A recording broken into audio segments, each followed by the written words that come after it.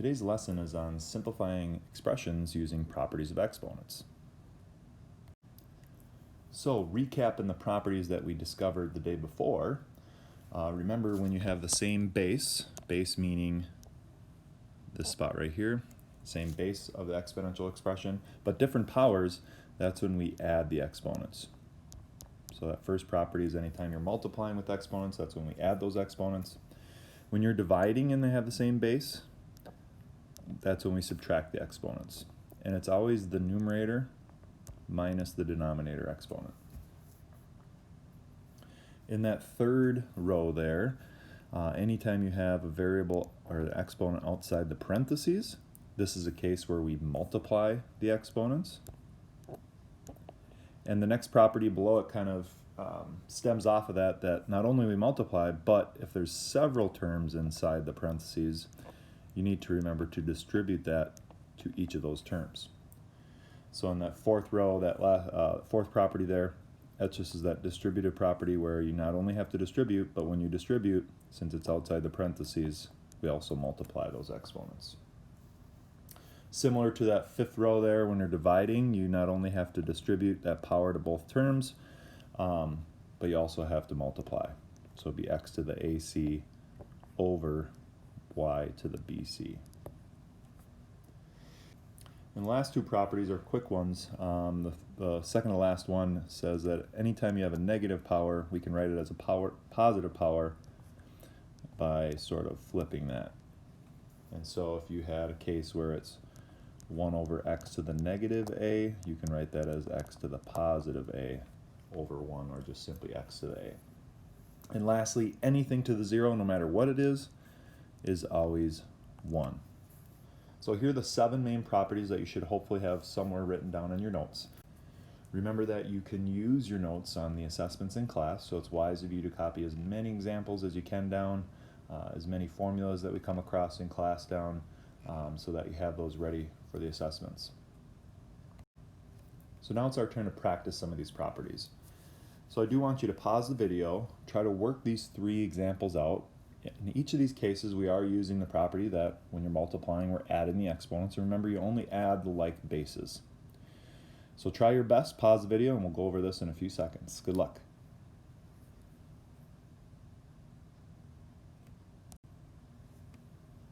So in the first one, since they're all the same base of x, that means we would add each of these exponents. So 4, 3, and 6. And so together, if I were to add those, it'd be x to the 4 plus 3 plus 6 power, which ends up being x to the overall 13th power. So hopefully you got that one.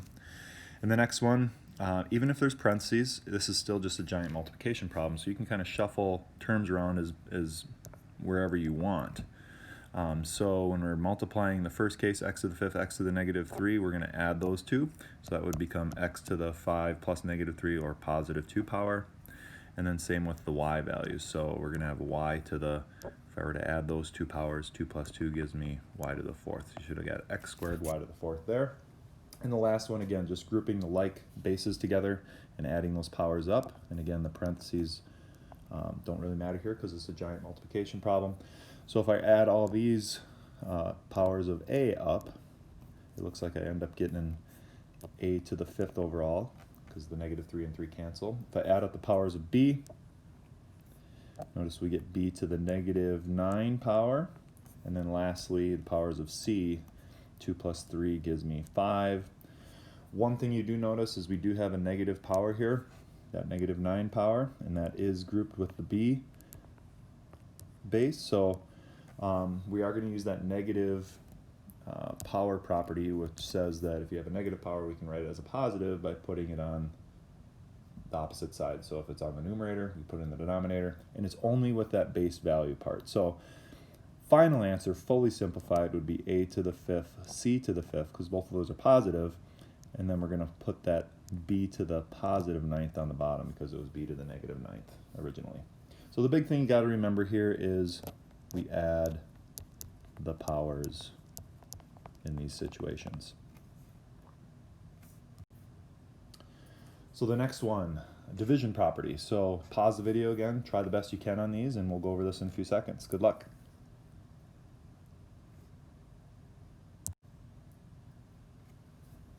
So in the first one, remember that if you're dividing, again, with like bases, we're subtracting the powers here, and it's always the numerator minus the denominator. Okay, so in the first case, since they're the same base, and we're dividing, it's going to be x to the 3 minus 2 power, which ends up being x to the first, or you could just write it simply as x. So we should have got just x there. In the one below it, notice if I were to subtract the like powers of x, we get 4 minus 4, which is x to the 0 power. If I do that with the powers of y, that ends up being 7 minus a negative 2 power, so that's going to be 7 plus 2 when we simplify that.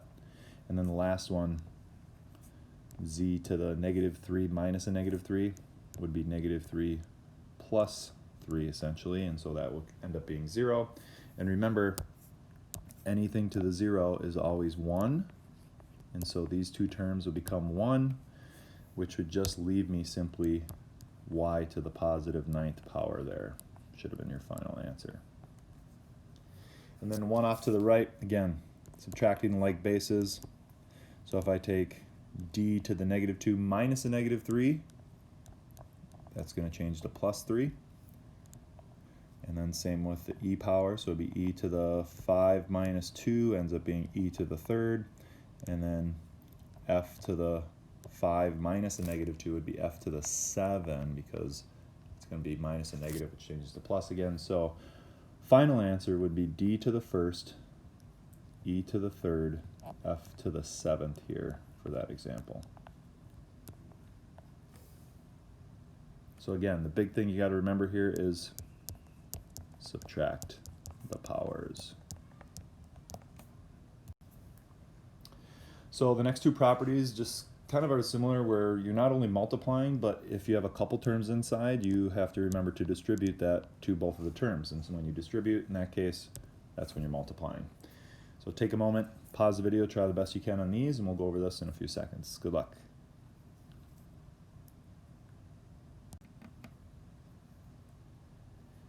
So in the first case, since there is only one, we're kind of applying that bottom property where you're simply just multiplying those two numbers. And this is the case anytime it's outside the parentheses there, that it's grouped by a power.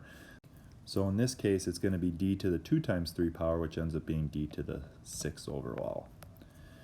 In the next one, you're applying that top property that not only you have to distribute that to each of the terms here, and there's 3 terms inside there, and when you're doing that, you're multiplying. And so in the first case, it'd be x to the 3 times 4 power, which ends up being x to the 12th, y to the 2 times 4 power, which ends up being y to the 8th, and then lastly z to the 4 times 4, which is z to the 16th. And again, similar to that last problem, that not only you have to distribute that to each of the terms, and you might have some negative powers here that we might have to shuffle around after doing that, but a lot of people will forget to do that also to that coefficient in front.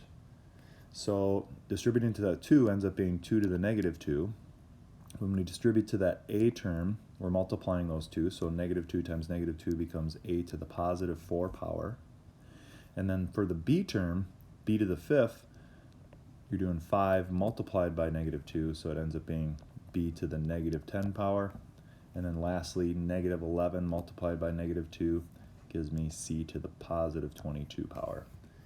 And then remember, any negative powers we can write as positive ones by putting it in the opposite side. So in this case, putting in the denominator here and leaving those positive powers on top. So final answer would be a to the 4th, c to the 22nd, which would leave in the numerator, and we put the 2 to the 2nd, which ends up being 4 overall, 2 to the 2nd, b to the positive 10th in the denominator, because those are negative powers. So a couple things here, that not only you have to distribute when it's outside the parentheses, but also when you do that, we multiply the powers.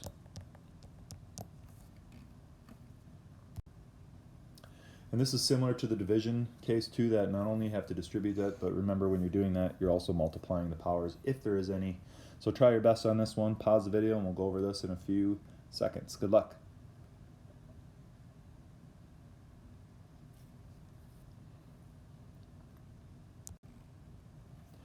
So the first one's kind of quick, same with that second one there off to the right, that not only you have to distribute it to both the numerator and the denominator, And when you do that, there is no powers here, so we don't have to multiply. So it ends up just being 3 squared over 7 squared, which I can write as 9 over 49. Similar to the next one off to the right, that distributing that to both numerator and denominator, 5 to the third, 2 to the third. 5 to the third, if you did that on your calculator, is 125, and 2 to the third is 8, so it'd be 125 over 8. And then when you got a couple terms, don't forget to distribute that to both terms there, so it'd be on top, 3 to the fourth, x to the fourth, and then in the denominator, distributing that to both terms gives me 2 to the fourth, y to the fourth. And so if I simplify those coefficients, 3 to the fourth on your calculator is 81.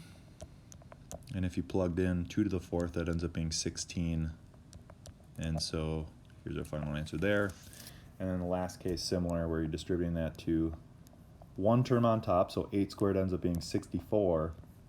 And then distributing that to both terms on the bottom, 2 squared is 4, and x squared we can just write as x squared. You could reduce the coefficients there of 64 over 4, and if I do that, it ends up being 16 over x squared overall. That'd be fully simplified here. So again, similar to that last property, that you not only have to distribute that, but also if there is powers, we multiply those also. And so these last couple properties we'll go over quickly, but these are the ones where there's just negative exponents, and we already seen a couple cases in there where if there's negative, we flip it on the bottom as positive. So in that first case, we can write that as similar to 1 over b to the positive n. Same with that second case, 3 to the negative 2, I can write it as 1 over 3 to the positive 2. And if I do that, that ends up being 1 over 9 there for that case, so I can simplify that right one. And the last couple here, sort of embedding that last property that not only have to distribute, so it ends up being 1 to the negative 4, 3 to the negative 4, and since the top is negative and the bottom is negative, we can flip-flop those two and make those positive powers. And so if I apply that next property, putting the negative power on top and bottom, and the negative power on the bottom on top, so it'll be 3 to the fourth on top over 1 to the fourth, which ends up being 81 overall. And the only thing we can really do in that last example is there is no parentheses outside, so we're not distributing.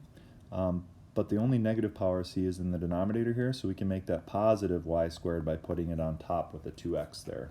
And so the final answer for that last one would be 2x y to the second power. That would be fully simplified there. And the last property, pretty quick one, but if you see anything, no matter what it is, if it's a variable, if it's a couple terms inside, if it's a bunch of variables, or a giant coefficient, some kind of number raised to the 0, is always going to be 1 in these situations. Okay, so if you see any term to the 0 power, treat it as 1. So now I want to give you guys an opportunity to try just 3 problems on your own.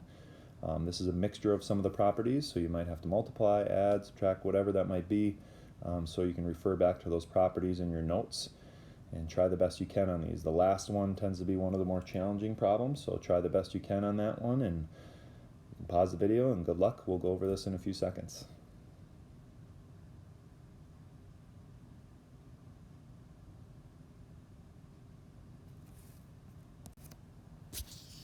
So in the first one, we're not only applying that property that we have to distribute that through, but since it's outside the parentheses, if there is a power, we're going to multiply them. And so the first case would be x to the 5th, y to the, if I multiplied 2 times 5 power, that ends up being y to the 10th, and that's fully simplified. For part B, we're just simply using that subtraction property that if you have like bases, that we can subtract the powers if you're dividing.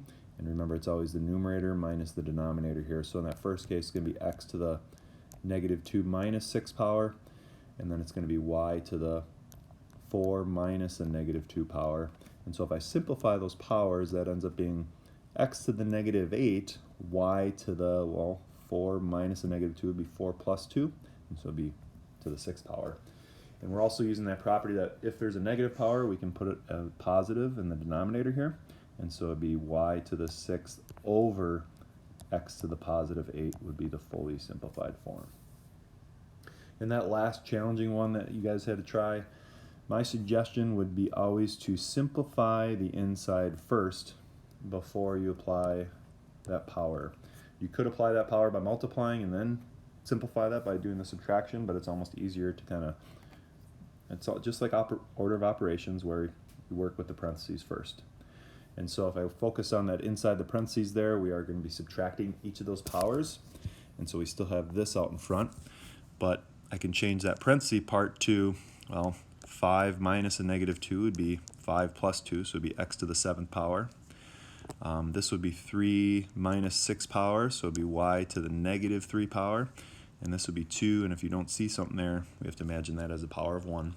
And so it would be z to the 2 minus 1 power, or just z to the first, or just z in that case. But remember, we still have that power of 2 on the outside, which now, if I apply that power of 2 on the outside, this is where we are going to be multiplying, not only distributing, but also multiplying those exponents. So remember, we still have the x to the negative 3 y squared z cubed out in front. But if I get rid of these parentheses here, I can write it as x to the 14th, multiplying those powers, y to the negative 6 power, and z to the 2nd if I multiply all those through. And then now we're at the stage of it's just a giant multiplication problem where if you're multiplying, that's when we add the exponents here.